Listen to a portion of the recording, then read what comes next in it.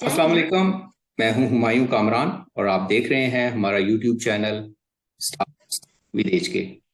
इस सेक्शन में आपकी मुलाकात ऐसी ऑर्गेनाइजेशंस और ऐसे प्रोफेशनल से करवाते हैं जो डिफरेंट बच्चों के साथ मुंसलिक हैं, उनको डिफरेंट सर्विसेज दे रहे हैं, उनके लिए काम कर रहे हैं। आज के सेक्शन में रावलपिंडी से हमारे गेस्ट हैं मिस नाइला रिजवान। ये सीईओ हैं वेल बीइंग सेंटर की। आइए इनसे मिलते हैं, इनके बारे में जानते हैं और वेल बीइंग सेंटर के बारे में भी जानते हैं कि ये क्या करता है और सोसाइटी की बेहतरी के लिए कैसे कंट्रीब्यूट करता है। So thank you very much miss Naila Rizwan कि आपने हमारे लिए टाइम निकाला and we welcome you at our channel. Thank you so much for your invitation. Because ये एक बहुत अच्छी काविश है कि आप एक ही प्लेटफॉर्म पे तमाम लोगों को इंट्रोड्यूस करवाने की एक कोशिश कर रहे हैं, तो ये बहुत बड़ी बात है, बहुत हिम्मत की बात है। Thank you. राइट। तो जैसे हम शुरू इधर से ही करते हैं कि हम पूछना चाहेंगे कि वेल बीइंग सेंटर क्या है, कब से आप लोग काम कर रहे हैं और रावलपिंडी में किस किस जगह पे मौजूद हैं आप। Thank you so much Kamran. सबसे पहले तो मैं अपने इंट्रोडक्शन से स्टार्ट करूंगी। मैं नाइला रिजवान हूँ, स्पीच एंड लैंग्वेज पैथोलॉजिस्ट। जैसे कि आपने बताया कि मैं WBC को ऑन करती हूँ, फाउंडर हूँ। मैं 2016 से स्पेशल नीड बच्चों के साथ काम कर रही हूँ और बहुत से बच्चों के साथ काम करने का मौका मिला, बहुत कुछ सीखने का मौका मिला, मैं ये कहूंगी। क्योंकि जब हम स्पेशल नीड बच्चों की बात करते हैं तो हम ये नहीं कहते कि हम उन्हें कुछ सिखा रहे हैं, बल्कि उससे पहले हम बहुत कुछ सीख रहे होते हैं। तो ये एक प्रोसीजर था जिससे गुजरते हुए मैंने जॉब भी स्टार्ट किया और मैंने जिंदगी में एक ही जॉब की। उसके बाद मैंने अपने सेंटर का आगाज किया 2019 में। 2019 में जब मैंने ये सोचा कि क्यों ना एक ऐसा प्लेटफॉर्म बनाया जाए जिसमें हम बच्चों को स्पेशल इन्वायरमेंट प्रोवाइड ना करें, बल्कि इनकी नीड के अकॉर्डिंग इनको प्रिपेयर किया जाए और फिर इनको मेन स्ट्रीम में भेजा जाए। इस सोच के साथ मैंने एक कदम उठाया और अल्हम्दुलिल्लाह 2023 से अब एक अच्छी कोशिश के साथ हम लोग काम कर रहे हैं और एक अच्छी स्ट्रेंथ को हमने मेन स्ट्रीम के लिए प्रिपेयर किया है। तो रावलपिंडी में आप की मुझे पता है एक से ज्यादा लोकेशंस हैं, तो अगर उसके बारे में। जी जी, अल्हम्दुलिल्लाह हमारी इस वक्त 3 ब्रांचेस हैं। एक हेड ऑफिस है, फजाइया के करीब है। इसमें हम छोटे बच्चों को डील करते हैं, अर्ली इंटरवेंशन पे बहुत ज्यादा फोकस है। फिर एक बहुत ज्यादा रिक्वेस्ट थी कि आप टीन एंड अडल्ट्स को भी अटेंड करें। उनके लिए कोई भी ऐसा प्लेटफॉर्म नहीं हमें नजर आ रहा जिसपे उनके लिए काम किया जा रहा हो या अच्छे तरीके से उनको अटेंड किया जा रहा हो। फिर हमने ये भी स्टैंड लिया, गौरी VIP में हमने टीन एंड अडल्ट को अटेंड करना शुरू किया, जिसमें बहुत से स्लो लर्नर्स को भी डाला हमने, उनकी वोकेशनल ट्रेनिंग को इंट्रोड्यूस करवाया। G8 मरकज में हमने अपना क्लिनिकल सेटअप इंट्रोड्यूस करवाया और ये भी एक हमारा बहुत ही एक अच्छा इनिशिएटिव है। मैं समझती हूँ कि इसमें भी लोगों को बहुत ज्यादा फायदा होगा। तो ये 3 जगहों पे हम लोग मुख्तलिफ वेरिएशंस में काम कर रहे हैं। राइट। तो जब ये तीन लोकेशंस पे आप काम कर रहे हैं, तो अगर मैं ये पूछना चाहूँ कि आप क्या क्या सर्विसेज दे रहे हैं बच्चों के लिए इन सेंटर्स में, और दूसरा जब आप कहते हैं कि छोटे बच्चों के लिए भी और बड़े बच्चों के लिए भी हैं सेंटर, तो इनका एज ग्रुप कैसे डिफाइन करते हैं? बड़े की जब बात करते हैं तो वो एज ग्रुप क्या है, और छोटों की जो बात करते हैं तो वो एज ग्रुप क्या है?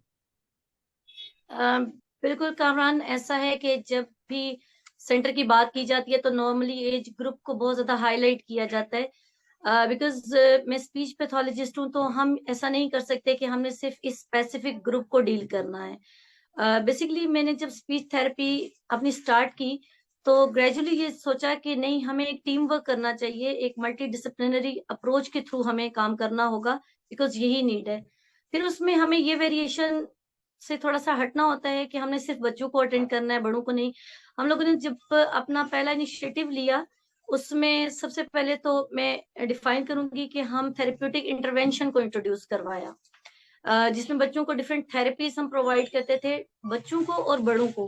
बिकॉज हमने अपने डिफरेंट टाइम स्लॉट्स रखे हुए थे, 9 to 12, 12 to 3, 3 to 5। तो इस डिफरेंट ड्यूरेशन में हम डिफरेंट एज ग्रुप को टैकल करते थे, डील करते थे। हम अगर ये पूछते हैं कि हम अटेंड किस किस लेवल पर करते हैं और क्या क्या सर्विसेज प्रोवाइड करते हैं, तो सबसे पहले तो मैं ये बताऊंगी कि हम थेरेप्यूटिक इंटरवेंशन प्रोवाइड करते हैं, जिसमें ऑल थेरेपीज को हम डील करते हैं। स्पीच को, बिहेवियर को, फिजियो को, ऑक्यूपेशनल को एंड एकेडमिक सपोर्ट प्रोवाइड करते हैं, जिसमें बच्चों को स्कूल रेडीनेस प्रोग्राम हम देते हैं। ये वो तमाम प्रोसीजर है जिससे गुजर के बच्चा मेन स्ट्रीम की तरफ मूव करता है, तो ये हमारा एक प्रोसीजर होता है। 3 to 5 में हम अपना ओपीडी रखते हैं, जिसमें हमारे पेशेंट्स अडल्ट लेवल पर भी आते हैं, स्ट्रोक के साथ होते हैं, वो भी आते हैं, तो उन सबको हम अटेंड करते हैं। दूसरी ब्रांच में अगर देखें तो हम अपने टीन एंड अडल्ट को अटेंड करते हैं, वहां भी हम स्लो लर्नर की क्लासेस को कंडक्ट करते हैं, प्लस वोकेशनल ट्रेनिंग्स को हम लोग बहुत ज्यादा फोकस करते हैं। राइट। तो जब आप चैलेंजेस कहते हैं कि डिफरेंट चैलेंजेस वाले बच्चों को डील करते हैं, तो उन चैलेंजेस में जैसे एक का आपने नाम लिया स्लो लर्नर्स हैं, और व्यूअर्स की रहनुमाई के लिए बता सकेंगे कि डिफरेंट चैलेंजेस की जब बात करती हैं तो कौन कौन से चैलेंजेस यहाँ पे डील हो रहे हैं? ओके, हम यहाँ पे हेयरिंग इम्पेयर्ड को अटेंड करते हैं, हम इंटेलेक्चुअल डिलेड को अटेंड करते हैं, हम यहाँ पे एडीएचडी को, ऑटिज्म को, सीपी बच्चों को, इन तमाम बच्चों को हम डील कर रहे होते हैं। स्ट्रोक्स के पेशेंट को हम अटेंड करते हैं, आर्टिकुलेशन एरर्स, जितनी भी चीजें आ रही होती हैं उन सबको हम अटेंड करते हैं यहाँ पे। राइट। तो जब बच्चे आपके पास आते हैं, तो ज्यादातर बच्चे आपके पास असेसमेंट के साथ आते हैं या डायग्नोसिस के साथ आते हैं? अगर नहीं तो क्या आपके पास भी डायग्नोसिस की सर्विसेज हैं या आप किसी को रेफर करते हैं? कैसे करते हैं? अच्छा, ऐसा है कि because my speciality is speech pathologist, ठीक है, तो मेरे जितने भी मेरे रेफरेंस पर आते हैं वो स्पीच के लिए आते हैं, लेकिन हम देख रहे होते हैं कि बच्चों को कोमोर्बिडिटी के साथ होते हैं, उनको एक से ज्यादा इश्यूज होते हैं। ऑन दैट टाइम हम पेरेंट्स को गाइड करते हैं कि नहीं, आपके बच्चे को ये प्रॉब्लम्स हैं। अगर हम ऑटिज्म की बात करते हैं तो नॉर्मली तो वो डायग्नोज होकर आए होते हैं, स्पीच इशू के साथ हैं तो उनको हम पर्सनली खुद डायग्नोज करते हैं, या सिर्फ वो स्पीच इशू के साथ आए होते हैं लेकिन उनके साथ मल्टी इश्यूज होते हैं, तो फिर हमारी रिस्पॉन्सिबिलिटी होती है कि हम उसको डायग्नोज करें, because we have full team. तो हम ये कैपेसिटी रखते हैं कि हम उसको खुद अगर अपने प्लेटफॉर्म पे भी डायग्नोज करना चाहें तो हम जरूर करते हैं, और अगर होके आते हैं तो ये भी हम उसको एक्सेप्ट करते हैं, उसको फॉलो करते हैं। राइट। तो थोड़ा अपने मोड ऑफ ऑपरेशन को थोड़ा मजीद एलैबोरेट करेंगी आप, क्योंकि जो स्पीच वाले हैं या कुछ ऐसे हैं जो कि स्पेसिफिकली 1-to-1 सेशंस ही होते हैं, और कुछ ऐसे भी आपके पास है फैसिलिटी जब जिसमें ग्रुप सेशंस और इस तरह की एक्टिविटीज होती हैं? थोड़ा अपने कैसे काम करती हैं उसके बारे में थोड़ा बताइए। ओके, सबसे पहले तो हम जब भी हमारे पास एक असेसमेंट आती है, बच्चे को असेस करने के बाद हम एक उसका करंट लेवल देखते हैं और उसको थेरेपीज रिकमेंड कर देते हैं। कभी भी कमरान हम फौरन से इनरोलमेंट की तरफ नहीं मूव करते, बिकॉज हमें बहुत सी चीजें देखनी होती हैं कि एक तो बच्चे की असेसमेंट बड़ी प्रोलॉन्ग होती है, वो वन सिटिंग में इनफ होती भी नहीं है। दूसरा, हमारे सेंटर का प्रोटोकॉल है कि हम एक एरिया में असेस करते भी नहीं है, डिफरेंट वेरिएशंस में उसको असेस करते हैं। अगर बच्चा हमारे पास स्पीच इशू के साथ आया है या सीपी है, तो हम उसके तमाम थेरेपिस्ट के साथ असेसमेंट का प्रोटोकॉल को फॉलो करते हैं। एक तो ये हमें इस ड्यूरेशन में टाइम लगता है। दूसरा ये है कि हम 3 to 5 जो स्लॉट है उसमें हम 101 बच्चे को अटेंड करते हैं, और उसमें हम फुली पेरेंट्स को ये अलाउ करते हैं कि अगर आपको बेहतर लगता है तो आप कैमरा एक्सेस ले सकते हैं हमसे।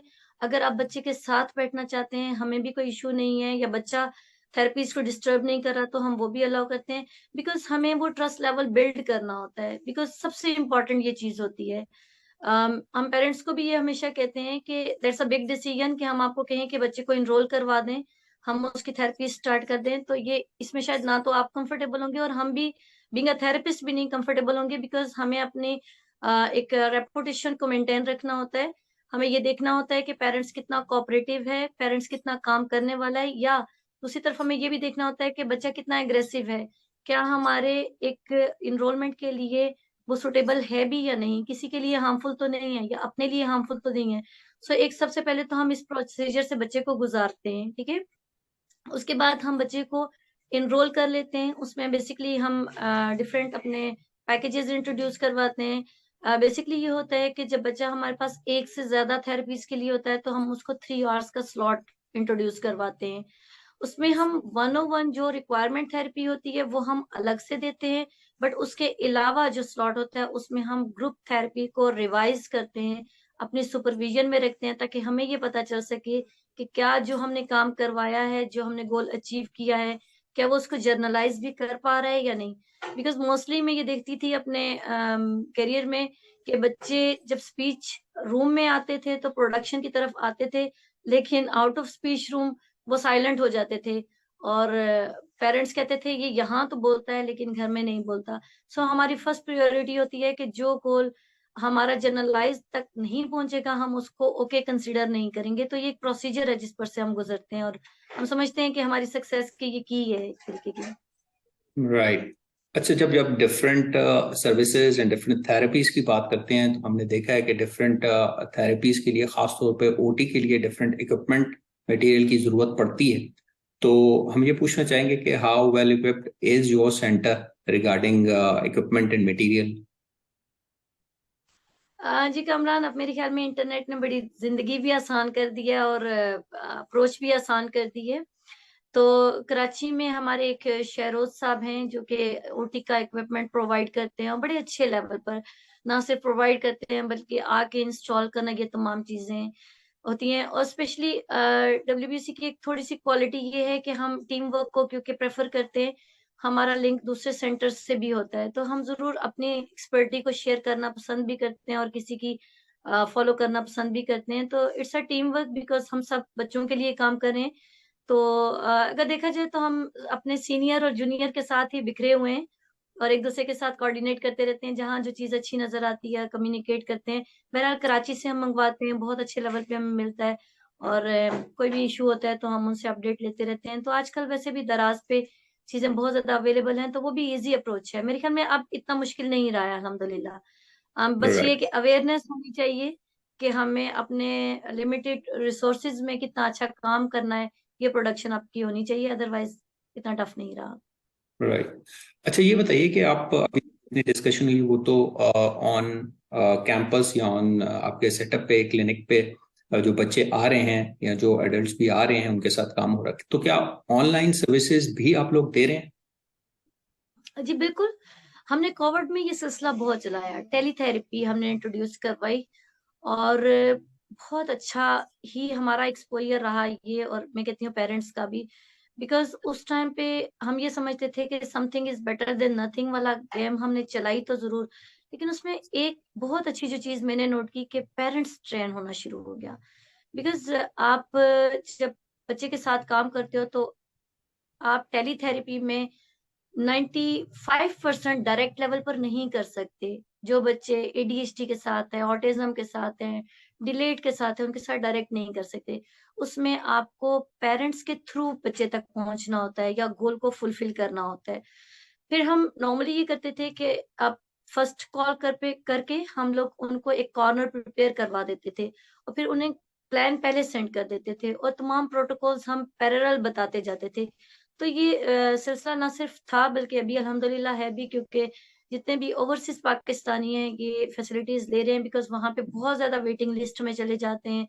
और स्पेशली जो बच्चे हमारे पास यहाँ होते हैं लेकिन फिर वहाँ डिफरेंट कंट्रीज में सेटल्ड होते हैं, तो जब तक उनकी वहाँ पे वेटिंग में सिलसिला चल रहा होता है तो हम थेरेपीज प्रोवाइड करते रहते हैं। सेकेंडली एक और चीज भी है, बिकॉज ये बच्चे डिफरेंट इश्यूज के साथ होते हैं, हेल्थ इश्यूज भी बहुत ज्यादा कॉमन होते हैं।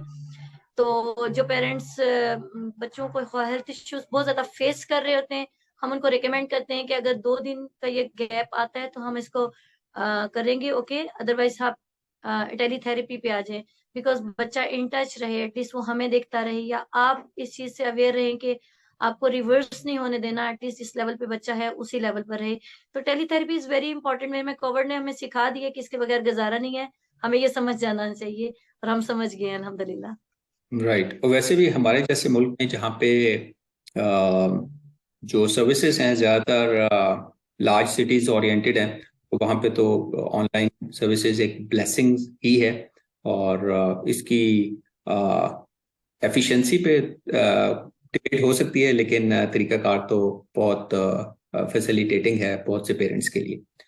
अच्छा, हम ये बिल्कुल, अगर ये आर्ट अगर कॉमन थेरेपिस्ट जानता हो कि मैंने टेलीथेरेपी देनी कैसे है, और पेरेंट्स को इसका एडवांटेज पता चल जाए कि मैं इनडायरेक्ट अपने बच्चे का थेरेपिस्ट बन जाऊंगा, मैं कहती हूँ कि ये हम्म, बहुत खूबसूरत चीज है। और अगर ऑनेस्टली मैं कहूँ कि महीने में 1-2 सेशन अगर ऐसे कंडक्ट कर लिए जाएं तो मेरे ख्याल में थेरेपिस्ट की भी बहुत सी क्यूरीज दूर हो जाती हैं और पेरेंट्स की भी इवन।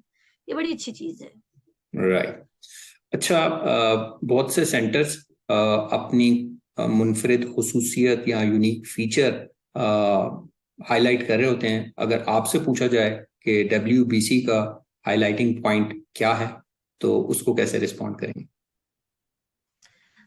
हमारी जो खूबसूरती है easy and transparent way, because easy in that sense कि हम लोग पेरेंट्स को इन्वॉल्व करते हैं। ठीक है, मेरा बिलीव है पर्सनली, मैं ऑन करती हूँ इस चीज को कि इट्स अ ट्रायंगल। बच्चा जितना इंपॉर्टेंट है थेरेपिस्ट उतना ही इंपॉर्टेंट है और उतना ही इंपॉर्टेंट पेरेंट्स है। इनमें से एक भी चीज मिस होती है तो काम बहुत डिले हो जाता है। मैं नॉर्मली पेरेंट्स को कहती हूँ, बिकॉज हमारा एक एक बिलीव है मेरा, और मैं अपनी टीम से भी ये कहती हूँ कि हमारी सक्सेस इसमें है जब बच्चा प्रिपेयर होकर यहाँ से निकलता है। और इसी को अपनी सक्सेस समझोगे, क्योंकि जो चीज लिखी है वो तो होनी ही होनी है, बट हमारी सक्सेस इसमें है और हम इस चीज में बहुत ज्यादा एक अचीवमेंट फील करते हैं और मोस्टली हम इसको सेलिब्रेट करते हैं। ये हमारी एक खूबसूरती है। दूसरा ये है कि ट्रांसपेरेंट इन दैट सेंस के हम पेरेंट्स को अलाउ करते हैं कि आपकी ट्रेनिंग हमारी रिस्पॉन्सिबिलिटी है, आपकी जो ऑब्जर्वेशन है वो हमारी रिस्पॉन्सिबिलिटी है, आपको प्लान प्रोवाइड करना। एक चीज मैंने बड़ी ऑब्जर्व की है कि नॉर्मली पेरेंट्स हमें आके पूछते हैं कि हमारा बच्चा यहाँ से अब जा रहा है तो फॉलो अप के लिए हम आएंगे या आप हमें कोई प्लान प्रोवाइड करेंगे, या ड्यू टू फाइनेंशियल इशू हम जा रहे हैं तो हम निकलने लगे हैं, जाने लगे हैं, तो हम नॉर्मली कहते हैं कि ओके आप हमसे प्लान ले जाएं ताकि उस पर आप काम करें। वो कहते हैं कि अच्छा आप इसका चार्ज करेंगे, मैं कहती हूँ नहीं, ये हमारा बना हुआ प्लान है, ये आपके काम आएगा इंशाल्लाह, हमें खुदा खुद अता कर देगा एज कम्पेयर टू हम आपसे लें। तो ये खूबसूरती है जो कहती हूँ कि टीम वर्क है, अदरवाइज कुछ भी नहीं। It's a blessing.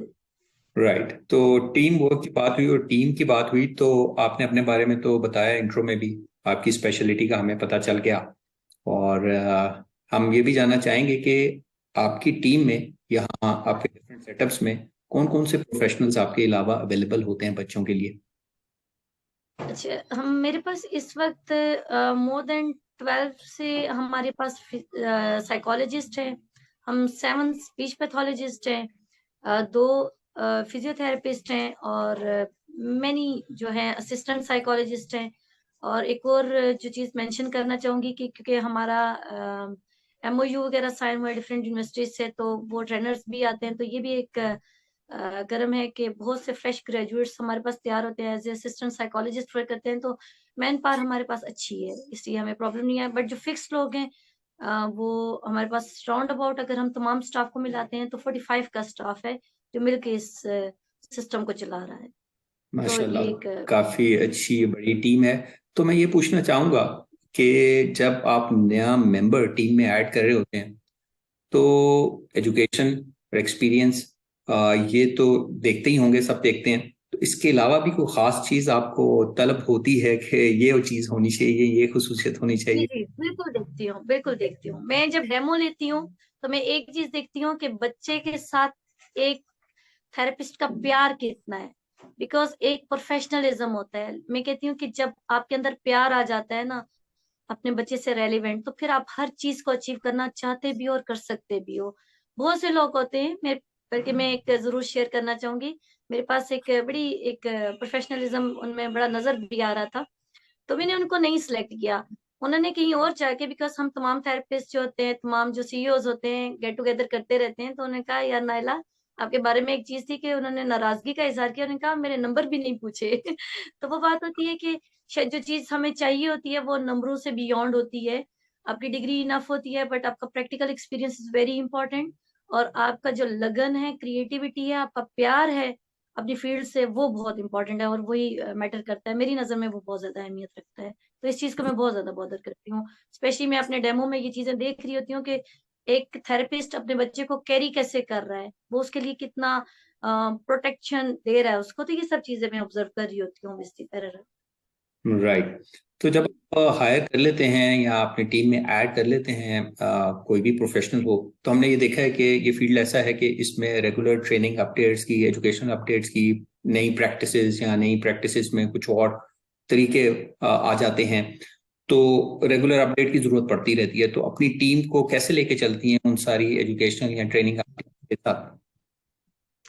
बिल्कुल कमरान, ऐसा है कि जब सबसे पहले हम हायर करते हैं तो ऐसा नहीं है कि हम कोई उसको ड्यूटी फौरन से असाइन कर देते हैं। सबसे पहली प्रायोरिटी हमारी ये होती है कि हम एक एक्सपर्ट के साथ उसको 1 वीक ट्रेनिंग प्रोवाइड करते हैं, जो कि हमारा प्रोटोकॉल है।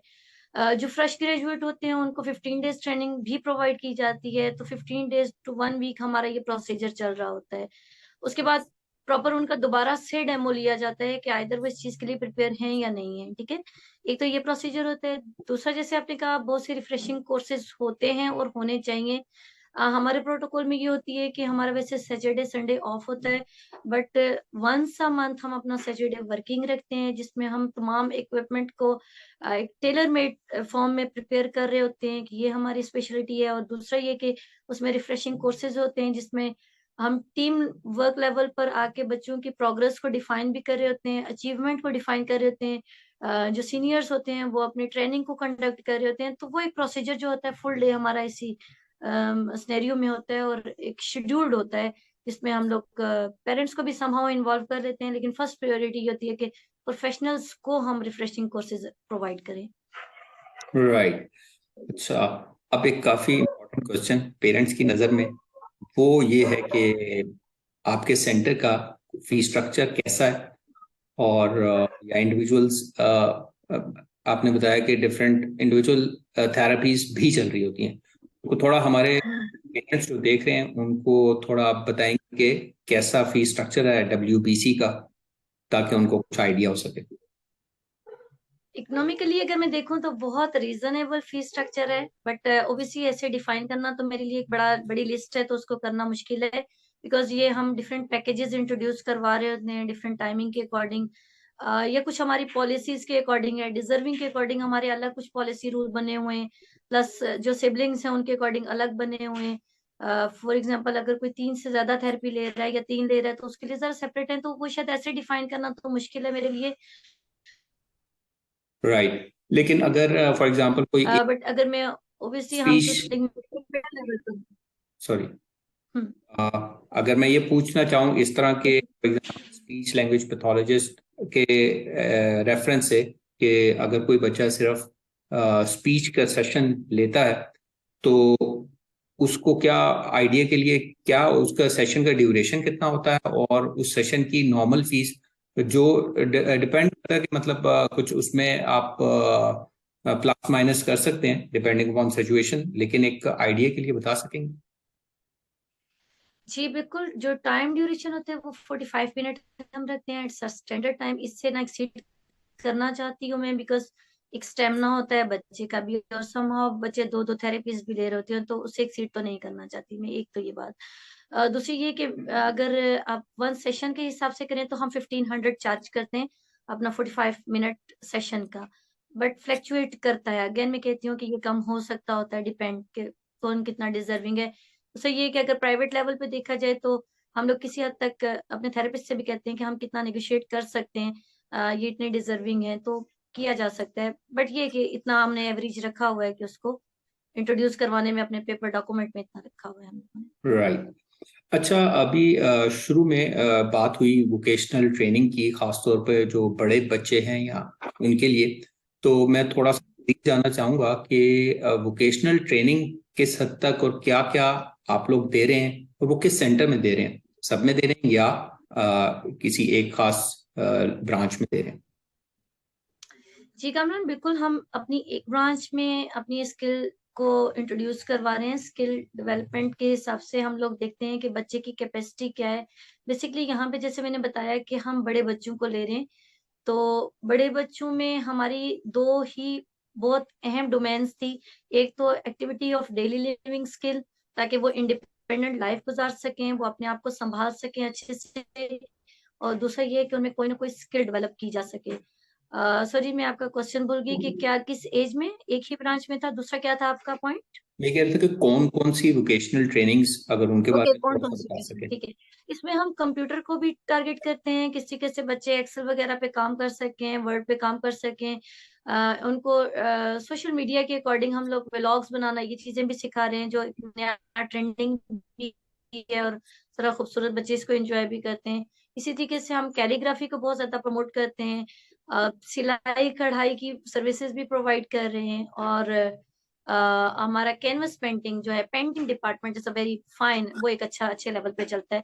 क्योंकि इंशाल्लाह हम लोग कमिंग सून एक एग्जीबिशन भी लगाएंगे जो हमारे ऑटिज्म ने, हेयरिंग इम्पेयरमेंट के साथ जो बच्चे थे उन्होंने अच्छी पेंटिंग्स बनाई हैं, और वो इंशाल्लाह हम मार्केट में लेके आएंगे और इंट्रोड्यूस करवाएंगे कि ये इन लोगों ने बनाई है, इनकी कैपेबिलिटी को देखें, इनकी डिसेबिलिटी को मत देखें। तो ये हम इंशाल्लाह वेरी सून लेके आएंगे सामने। राइट, इंशाल्लाह इंशाल्लाह, ये तो बहुत अच्छा स्टेप होगा।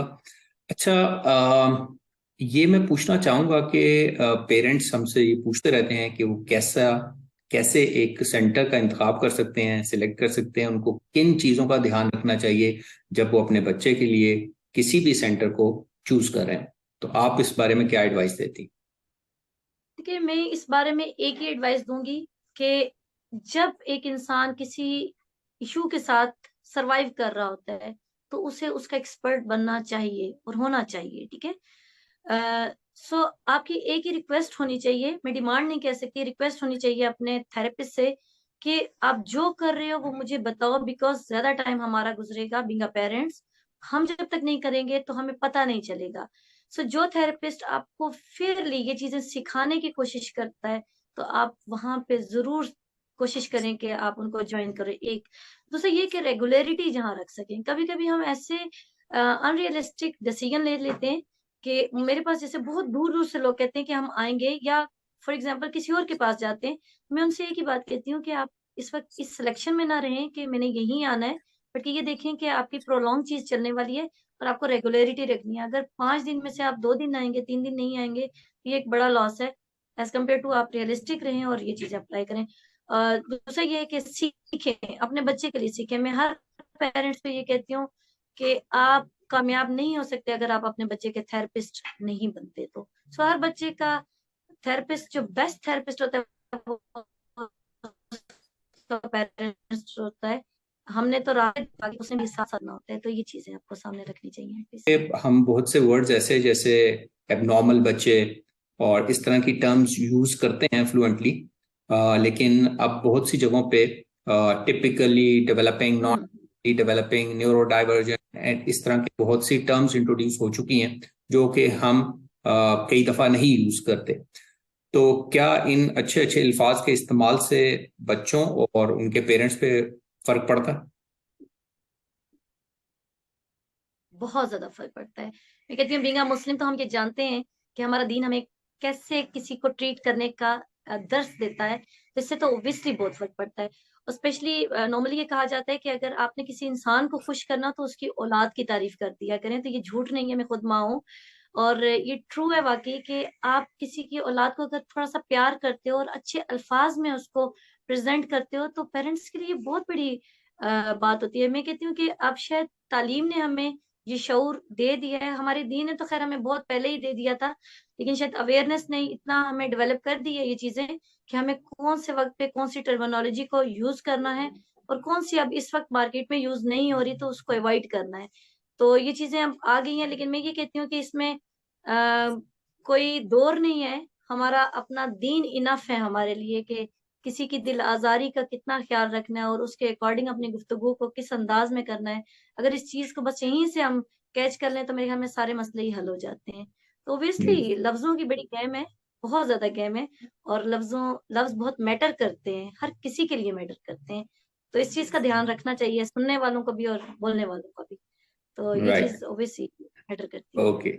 अच्छा, एक last question eight the end of interview, मैं ये पूछना चाहूंगा कि आपका इतना एक्सपीरियंस है, तो आप क्या समझते हैं कि पाकिस्तानी प्रोफेशनल्स, चाहे वो ओटी वाले हों, स्पीच लैंग्वेज हो, दूसरे स्पेशल एजुकेटर हों, सारे जो इस फील्ड से ताल्लुक रखते हैं, उनमें कोई खास कमी महसूस करती हैं जिन पे काम करने की काफी जरूरत है, सो दैट अगर हम इस फील्ड में मजीद बेहतरी चाहते हैं, तो क्या एक ऐसी चीज है? Thank you so much for this question. Thank you so much for this question because it's a very important question. हमारी जो अभी की जनरेशन है, जो प्रोफेशनल्स हैं, शॉर्टकट शॉर्टकट के चक्करों में एक चीज, दूसरा वो पेशेंट के साथ, अपने क्लाइंट के साथ उतना इंसाफ नहीं करते जितना कि वो हकदार होते हैं इसके। मैं अभी एक सिंपल सी एग्जांपल देती हूँ कि हम प्रेफर करते हैं होम सेशंस को, बिकॉज मैं अभी देख रही हूँ कि हमारे जितने प्रोफेशनल्स हैं वो प्रेफर करते हैं कि हम होम सेशन ले लेंगे तो माइट भी हमें जॉब की जरूरत नहीं पड़ेगी।